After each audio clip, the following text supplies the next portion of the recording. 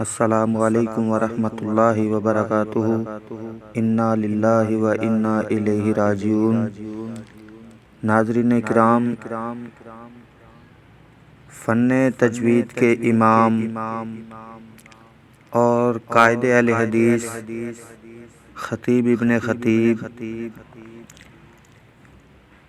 قائد ابن قائد، حضرت علامہ ابتسام الہی ظہیر صاحب حافظہ اللہ تعالی، ان کے استاد محترم قاری محمد ادریس العاصم صاحب، جو کہ پچھلے دنوں بھی ہم نے ویڈیو لگائی تھی، جن کے گھر میں شارٹ سرکٹ ہوا تھا اور وہ چہرہ اور بازو وغیرہ جل گئے تھے۔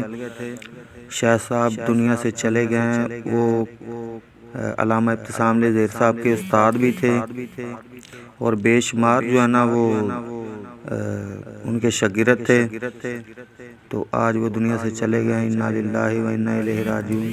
ان کا نماز جنازہ 5 بجے مینار پاکستان میں ادا کیا جائے گا۔ تمام ساتھی شرکت بھی فرمائیں اور شاہ صاحب کے لیے دعا بھی کریں۔ اللہ پاک ان کو جنت الفردوس میں اعلیٰ مقام عطا فرمائے اور ان کی دینی خدمات کو قبول فرمائے۔ السلام علیکم۔